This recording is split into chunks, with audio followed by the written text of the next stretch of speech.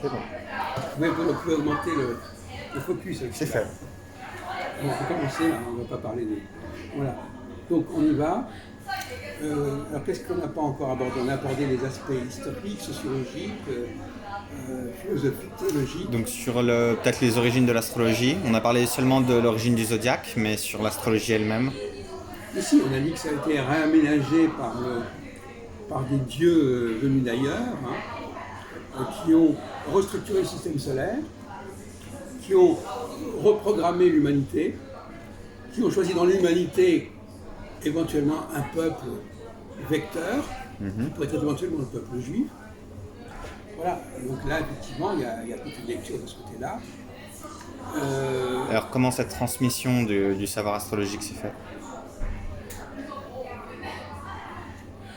À la limite, on dirait que ça n'a pas tellement d'importance. Ce qui est important, c'est que l'astrologie se perpétue. Maintenant, qu'il y ait un savoir sur cette astrologie, c'est pas parce que l'astrologie fonctionne même si on ne connaît pas son existence. Bon, donc, la question de savoir à partir de quel moment les lois qui ont été établies sont conscientisées, sont mises en évidence, mais c'est pas parce qu'elles ne sont pas mises en évidence qu'elles n'existent pas. C'est un peu comme M. Jourdain qui fait la prose sans savoir. Donc effectivement, nous sommes dans l'astrologie, et même des gens qui n'ont rien entendu de l'astrologie sont dans l'astrologie. Ça n'a pas de rapport avec leur connaissance. Bon, maintenant, apparemment, il y a comme une tradition astrologique qui existe, mais à mon avis, on parlait de Ptolémée. Alors, un cas intéressant, c'est Manilius. Oui. Manilius qui a vécu à peu près un siècle avant Ptolémée, et qui, lui, associe les signes zodiacaux non pas aux planètes, mais à des dieux. Et donc, il utilise l'ensemble des dieux, pas les 7 dieux simplement, mais l'ensemble des dieux. Et donc, finalement, c'est intéressant, c'est le passage d'une astrologie qui relie, qui caractérise les signes zodiacaux par les dieux, mais pas par les planètes. À la limite, au départ, il y avait simplement un seul facteur qui jouait. Peut-être qu'on faisait passer la Lune ou le Soleil dans ces 12 signes. Et avec Ptolémée, si on veut, la tradition qui véhicule, on dit non. Ces dieux, ce sont des planètes. Et encore, on ne pouvait pas dire ça complètement, parce qu'il n'y avait pas assez de planètes pour le nombre de dieux. Donc déjà, il y a un problème. Mais ces dieux sont des planètes, et donc, on va étudier l'ensemble des planètes, au lieu d'avoir un curseur unique, monoplanétarisme. Et c'est là qu'on abandonne du monoplanétarisme. Avec Manilius, on est encore dans le monoplanétarisme, littéralement. Donc pour vous, Maternius n'utilisait pas le système de domicile? Il n'a apparu qu'à l'époque de Ptolémée. Non, Maternius, c'est après, c'est plusieurs siècles après. Manilius, désolé. Ah oui. Oui, Manilius associait. Manilius n'associait absolument pas les planètes au domicile des planètes. Puisque pour lui, c'était des dieux. Il y avait Junon, il y avait Vesta, il y avait Neptune, etc. Donc c'était associé à des dieux. Mais ces dieux apportaient une symbolique au signe zodiacaux, si on veut. Mais d'une certaine manière, pour moi, son système ne fonctionnait qu'à partir d'un facteur unique. C'est pour ça qu'au résultat aux horoscopes, l'idée d'un facteur unique qui circule dans le zodiaque n'est pas excellente. Ce qu'on appelle l'opposition entre monoplanétarisme et polyplanétarisme. Ce qui est intéressant, c'est que ça rejoint plus ou moins à monothéisme et polythéisme. Le monothéisme, c'est la focalisation sur un seul facteur, et le polythéisme, c'est sur l'ensemble des facteurs. Oui. Bon. Et c'est pour ça qu'on parlait d'astrologue monoplanétariste et polyplanétariste. Et le polyplanétarisme a noyé l'astrologie. Et je suppose que vous connaissez Nechepso et Pétosiris? Oui. Parce que ce que j'ai compris, c'est qu'il y a le prêtre Pétosiris aurait eu une sorte de révélation qui lui aurait permis de comprendre des lois astrologiques. Oui, mais de toute façon, je ne pense pas que ce soit... Bon, si vous voulez, ça c'est un sujet quand même un peu vaseux, si vous voulez. Comment l'astrologie se fait connaître, il est visiblement qu'elle a probablement été révélée. S'il y a des gens qui ont construit le système, il a bien fallu qu'ils le signalent. On ne peut pas dire qu'il a été créé ce système à l'insu des hommes, et que ce sont les hommes eux-mêmes qui ont découvert le système. Ça, ce sont deux théories qui peuvent s'opposer. Est-ce que nous avons nous-mêmes découvert les lois de l'astrologie, ou est-ce que ces lois de l'astrologie ont été établies et transmises avec plus ou moins de bonheur? Oui. Moi, je préfère plutôt la deuxième voie. Cela dit, avec le recul, ça n'a pas beaucoup d'importance, puisqu'aujourd'hui, on est dans la situation de devoir redécouvrir l'astrologie par nous-mêmes. Donc finalement, mais ce que nous sommes obligés de faire aujourd'hui, c'est pas forcément ce que les hommes d'autrefois ont pu faire. Oui. Nous, on n'est peut-être pas du tout dans la même position. Nous, on est en train de redécouvrir quelque chose qui s'est perdu, et eux, il est possible qu'on leur ait donné carrément le système, et que le système se soit corrompu à travers l'usage. Mais la traduction des anciens manuscrits, même de l'époque hellénistique, c'est pas une remise, une redécouverte des anciennes techniques et du coup de savoir comment ils l'utilisaient? Non. Je pense que cette littérature est très tardive. Il y a une espèce d'effet d'optique où on dit « Ah oui, c'est ancien », mais c'est pas si ancien que ça. C'est déjà une forme de décadence de l'astrologie. Toute la littérature astrologique qu'on connaît est déjà décadente, est déjà dans la déviation, est déjà sous l'emprise de l'astronomie.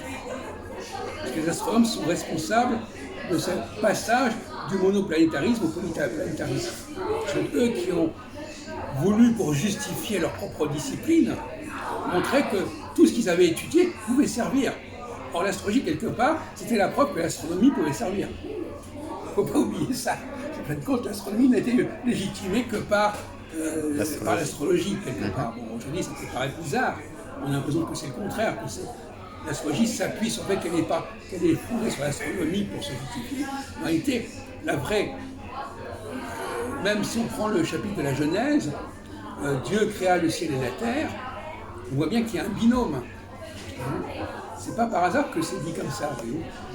C'est-à-dire que la terre ne fait sens que s'il y a un ciel autour qui est articulé pour faire fonctionner cette terre, pour faire fonctionner l'humanité. Donc il y a une lecture là astrologique de la Genèse, effectivement. Et donc voilà un exemple. Donc c'est pour ça que quand on lit le livre de la Genèse, est-ce que ce Dieu dont on parle, c'est le Dieu originel, ou est-ce que ce sont les dieux qui sont intervenus beaucoup plus tard et qui ont voulu restructurer l'humanité? Et là, ça divise complètement par l'état du judaïsme. Là, de ce côté-là, la plupart des juifs sont plutôt dans la première position. Ils veulent absolument que leur Dieu, et c'est là que c'est embêtant, ils veulent que leur Dieu soit le Dieu, le maître de l'univers, comme ils disent. Moi, je dis complètement faux. C'est pas du tout le maître de l'univers. Et d'ailleurs, si c'était le maître de l'univers, c'est un peu catastrophique pour les Juifs, parce que ça veut dire qu'à la limite, les Juifs, ils n'ont rien de spécial. Par contre, s'il y a une structuration qui s'est faite par la suite, on peut imaginer que de la même façon qu'on a choisi une planète, on a choisi l'ascendant, on peut très bien avoir choisi un peuple pour faire fonctionner le système. Donc, ce que j'appelle la troisième théologie, enfin, la théologie tardive, qui remet en question, parce que ces extraterrestres, quelque part, ils remettent en question l'ordre initial du monde. De la même façon que toute la technologie est en tension avec la science. La science est en rivalité avec la technologie. La technologie va au-delà de la science. Elle l'instrumentalise. Si j'utilise un morceau de bois, ce morceau de bois, il n'a pas été fait pour ça. Il n'a pas été fait pour être une table. Donc il y a une instrumentalisation. Et ça, c'est déjà une forme de blasphème par rapport à l'idée d'un Dieu originel. Il n'est pas raconté dans l'histoire de la Genèse que Dieu a créé une maison, une étable. Donc voilà, donc finalement, là, il y a toute une... On peut pas, il faut comprendre qu'il y a plusieurs théologies, plusieurs idées de Dieu qui s'affrontent. Et quelque part aussi, plusieurs idées d'astrologie qui s'affrontent. Et on a tendance à... les Juifs aujourd'hui, malheureusement, sont une sorte de position suicidaire qui explique quelque part le christianisme, par certains côtés, à savoir, quand on commence à dire qu'il y a un Dieu, on ne peut pas dire deux choses contradictoires. On ne peut pas dire à la fois que c'est pour faire plaisir à Dieu, on va dire c'est le Dieu total. Et en disant que c'est le Dieu total, on sort d'une certaine logique de structuration du monde. Donc, c'est une incohérence. La plupart des gens sont des théologiens du dimanche, des gens qui véhiculent des choses qui ne tiennent pas debout. Alors, quels sont les autres sujets qu'on pourrait terminer notre entretien, qu'on pourrait aborder? On va parler d'application, effectivement, le fait d'imaginer qu'une fois que ce système astrologique est connu, il se répande, que tous les gens, on peut dire que peut-être dans 20 ans, tout le monde devrait utiliser l'astrologie, tout le monde devrait la faire fonctionner. Ça reprend. Bon, alors, l'astrologie, l'astroroscopie, c'est une astrologie qui emploie le mot horoscope, comme je l'ai expliqué, parce que la notion d'étoile fixe est très importante. Je crois qu'on ne se rend pas compte à quel point c'est important. Il faut bien comprendre, chers messieurs, que l'ascendant, ce n'est aujourd'hui qu'un élément parmi d'autres. Et ce qui fait la faiblesse de l'ascendant, justement, qui ne correspond à aucun corps céleste. C'est une sorte de... C'est comme presque la lune noire, c'est comme les nœuds de la lune. C'est un point qu'on peut calculer, mais qui n'a aucune réalité, aucune corporéité. Alors, moi, j'avais une réflexion là-dessus, à l'échelle juste des mathématiques. Les mathématiques sont une production entièrement abstraite, qui est utile et qui fonctionne, mais elle n'a pas de réalité en soi. D'accord. Nous n'avons pas beaucoup de dire ça, quelque part. Puisque les mathématiques sont acceptées... On est obligé quand même de passer à... Oui, d'accord, mais enfin, c'est comme le point vernal pour les aires précessionnelles. C'est un point qui est projeté dans le ciel, vers les étoiles. Non. Oui, mais il correspond à quelque chose. Il correspond à l'intersection de l'écliptique et de l'équateur. Mais d'un point de vue anthropologique, il est très important qu'on voit les choses. Alors justement, je ne sais pas assez parler de ça. Moi, évidemment que je n'utilise pas de planète invisible, et d'autre part, il s'agit de configurations qu'on peut observer dans le ciel. Je peux observer que Jupiter passe sur telle étoile. Et si l'étoile est liée à l'ascendant, donc ça se voit. Par exemple, moi, j'ai mon ascendant à 18 Capricorne, il correspond à un nakshatra, un amas stellaire. Quand Jupiter se rapproche ou se met en carré avec cet amas stellaire, ça se voit. Et ça touche la différence. Une astrologie, voilà, voyez-vous, c'est très important d'avoir une astrologie. Elle a été construite pour les hommes. Pour que les hommes, elle n'a pas été construite pour des mathématiciens ou des, je ne sais pas quoi. C'est des gens qui ont des télescopes. C'est des choses qui sont très simples. C'est une des raisons qui justifie ma démarche minimale d'astrologie. Des choses qu'on peut voir, que tout le monde peut voir. Il y a le leader, il y a Jupiter qu'on voit dans le ciel, qui est une grosse planète, qui est même la plus grosse planète du système solaire. Mais malgré tout, vous utilisez des facteurs mathématiques abstraits comme le carré. La conjonction, qu'on puisse faire une différence entre la conjonction et le carré, c'est explicable, mais le carré est un simple angle de... Oui, mais alors vous avez raison. Cela dit, vous savez, il y a un paradoxe. Vous savez ce que c'est qu'une demi-lune? Non. Une demi-lune, c'est quand vous voyez la moitié de la lune. D'accord, le premier quartier ou le dernier quartier, quoi. Oui, mais en fin de compte, c'est un paire de quartiers, mais ce sont des demi-lunes. D'accord. Donc il y a la nouvelle lune, la demi-lune et la pleine lune. Oui. Voilà. Donc, on peut considérer, vous avez raison, quelque part le carré,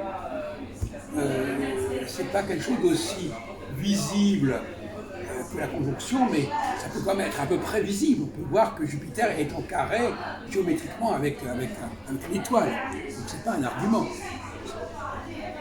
C'est une convention, c'est ce que j'appelle un tableau de bord. Donc, effectivement, les extraterrestres nous ont laissé un tableau de bord avec des signaux. Le signal du carré, c'est quand même pas un signal très difficile à déchiffrer. Donc, voilà. Et effectivement, c'est peut-être moins marquant que la symétrie, mais paradoxalement, si on sait où est la conjonction, on sait où est le carré. Oui. Donc, c'est toujours le même problème. Du moment qu'on a un repère, on peut effectivement, à partir de là, repérer. Mais en même temps, le carré, c'est quelque chose dont j'ai parlé tout à l'heure, je n'ai peut-être pas eu le temps d'en parler, ça correspond à une phase problématique. Une phase problématique, une phase où on est un petit peu en perte de repère, on sort de la ligne droite, on sort des sentiers battus, donc par conséquent, ça correspond assez bien au fait que ce soit une configuration qui ne soit pas aussi nette que la conjonction et l'opposition. Par rapport à l'opposition, puisque traditionnellement en astrologie, l'opposition est considérée comme un aspect de tension, pour vous, est-ce que ça correspond à un aspect de tension Pas ou du c'est tout. uniquement, c'est comme la corollaire de la C'est ce conjonction? qu'on appelle la syzygie. La syzygie, c'est la conjonction et l'opposition, c'est la même chose. C'est le même axe, c'est le même alignement. Oui. Qu'une planète soit en conjonction ou en opposition, c'est le même processus. Parce que là encore, si on revient à ce que vous avez dit, que Jupiter soit dans tel amas d'étoiles, ça se voit à l'œil nu, mais que Jupiter soit opposé à cet amas d'étoiles, c'est pas quelque chose qui se voit à l'œil nu. Si. Si. Si Jupiter là et l'amas d'étoiles là, vous voyez qu'il est opposé à l'opposition.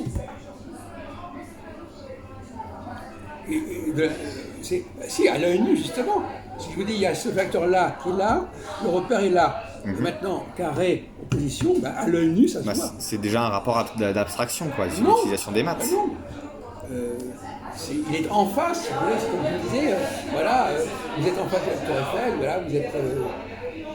C'est un faux débat sur ce point-là. C'est quand même à l'œil nu. Hein, si quelqu'un se trouve en face de l'autre côté de la scène, moi je suis là à l'autre côté, là, à l'œil nu, on voit bien que je suis en face. Pas un problème. Par contre, Barbault a beaucoup travaillé sur cette question-là. Vous connaissez les travaux sur l'astrologie mondiale de Barbault? Je sais qu'il a repris l'indice planétaire de Gouchon, mais à part ça, j'ai pas trop de... Voilà, c'est ça. Et finalement, Barbault a essayé, comme vous reconnaissez cela, parce qu'il y a beaucoup de gens qui sont sur la bonne voie, mais pas complètement. J'ai parlé de Vauquelin, j'ai parlé de Jean-Paul Nicolas. Barbault aussi a son mérite. C'est des précurseurs, si on veut dire. Oui. Ouais, gentil. C'est-à-dire qu'il a compris qu'il y avait une dualité. Il a voulu, sans renoncer aux planètes, sans renoncer au polyplanétarisme, arriver à un schéma unique. Et au lieu de dire je prends telle planète, il dit non, je vais faire la synthèse des planètes. Donc il a trouvé une solution synthétique. Donc on va faire un coefficient tenant compte comme ça du regroupement, de la concentration des planètes. Bon, voilà. Donc il y avait l'idée quand même d'arriver à un schéma simple, qui ressemble au mien quelque part, mais pas du tout avec les mêmes moyens. Deuxièmement, il a tout basé sur la conjonction. Il y a d'un côté la conjonction, Qui est le début d'un cycle et la fin d'un cycle. Comment ? La conjonction qui est début et fin d'un cycle. Non, peu importe. Non, c'est même pas ça. C'est le nombre de conjonctions. S'il y a beaucoup de conjonctions à un moment donné, Oui, c'est ça qui est marquant. oui, S'il y en a très peu, si elles sont dispersées, c'est pas marquant. oui. C'est ça son critère. Et il l'a fait sur la base des Première et Deuxième Guerres mondiales. Lui qui est né entre les deux guerres. Oui. Gouchon qui a écrit son truc dans les années 48, 49. Alors lui, il avait d'un côté la conjonction, et puis le reste. Donc il n'y avait pas la conjonction, la courbe remontait. Quand il y avait beaucoup de conjonctions, on utilisait simplement Jupiter, Saturne, Uranus, Neptune, Pluton. Il avait laissé de côté Mars, etc. Donc il avait décidé que quand il y avait conjonction, il y avait une crise majeure de confrontation, et quand il y avait moins de conjonction, quand il y avait des oppositions, parce que paradoxalement dans son système, l'opposition c'était plutôt un signe de détente, Oui. parce que c'était l'anticonjonction. Et là il y avait un contresens majeur, que ça n'a d'ailleurs abouti au fiasco de ses prévisions sur la Troisième Guerre mondiale dans les années 80.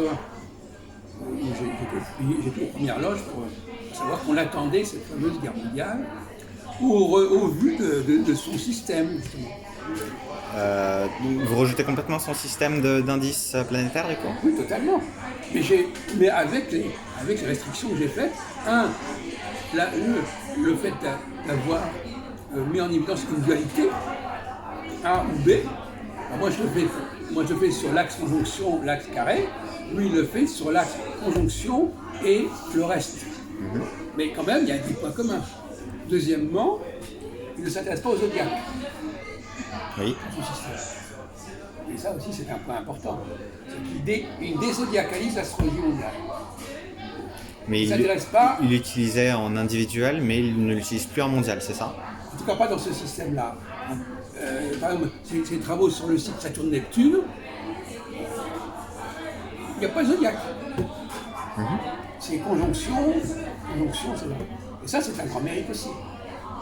Mais entre parenthèses, les gens qui se revendiquent aujourd'hui de Barbot ne suivent absolument pas son exemple. Mais il me semble que vous avez dit que vous avez traduit Abraham Ibn Ezra. Alors je ne sais pas si c'était lui ou Abu Mazar ou quelqu'un comme ça, mais qui parlait des conjonctions Saturne-Jupiter et du signe zodiacal dans lequel elles se font. Oui, ah ben c'est d'accord. Je peux vous en parler longuement. Effectivement, il avait Abu Mazar, au Xe siècle, mon frère, donc même un peu avant Ibn Ezra, Inch'Allah, lui considérait que. Alors il ne tenait pas compte des signes zodiacaux, il tenait compte des éléments. Donc les triplicités. Oui. Donc voilà. Donc il y avait une période où la conjonction Jupiter-Saturne se trouvait pendant 200 ans dans la même triplicité. De feu, de terre, d'air, d'eau. Et après on passait d'autres triplicités. Et il a cru que ça avait un rapport avec les religions. Par exemple, la triplicité d'eau est en rapport avec l'islam. Bon. Là aussi, on peut situer des précurseurs qui ont pensé quelque chose. Alors lui, effectivement, il combine Jupiter et Saturne. Et il essaie, et surtout la tentation de courir des périodes très longues. Et ça, je crois que c'est une tentation à laquelle il faut résister totalement.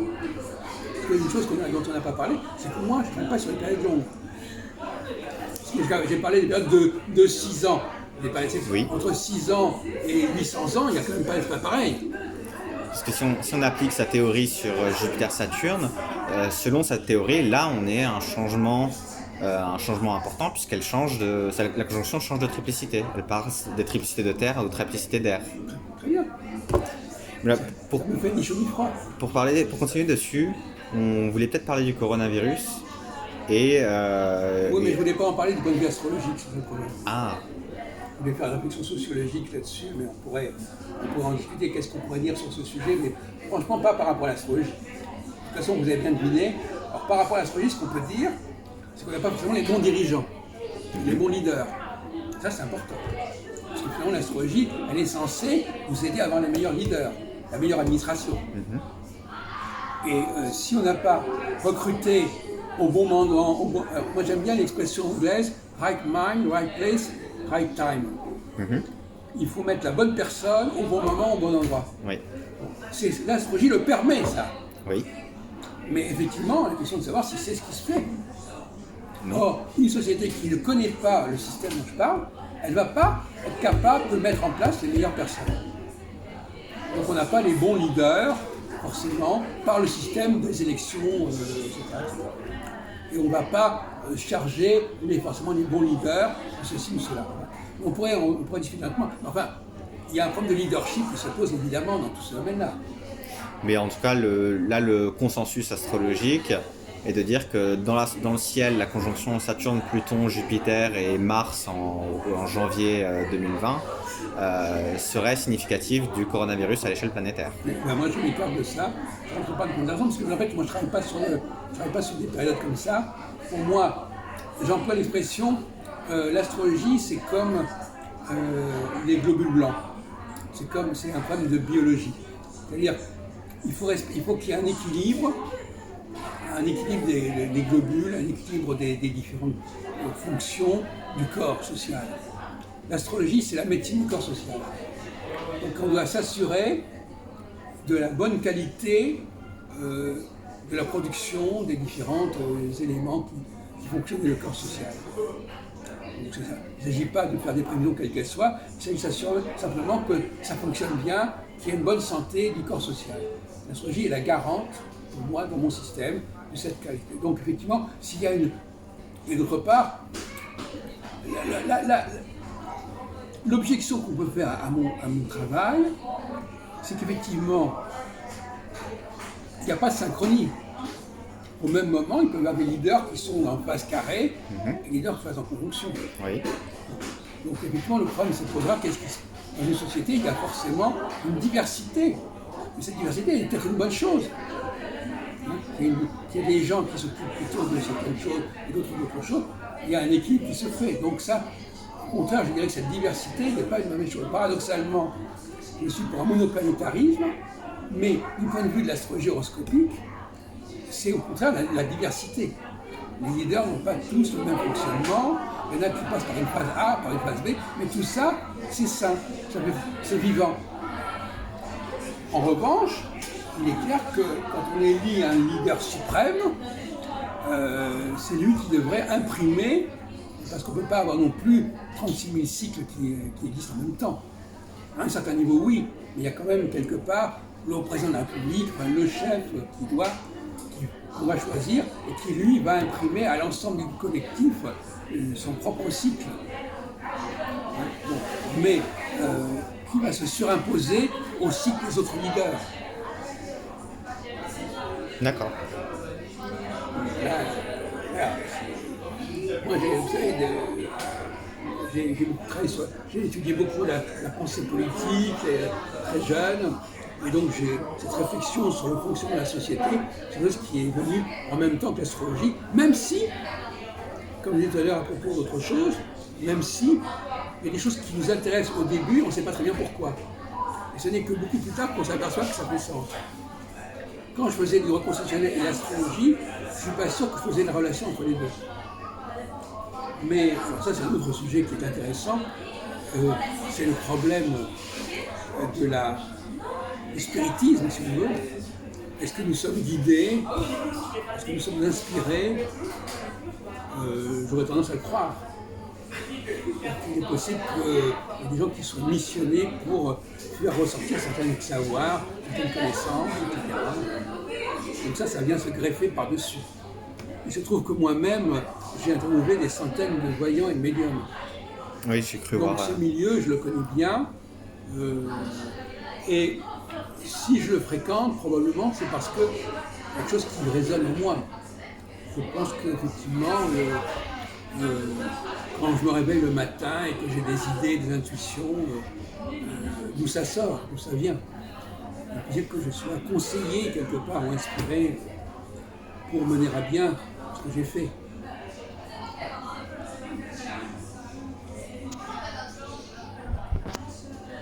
Ok.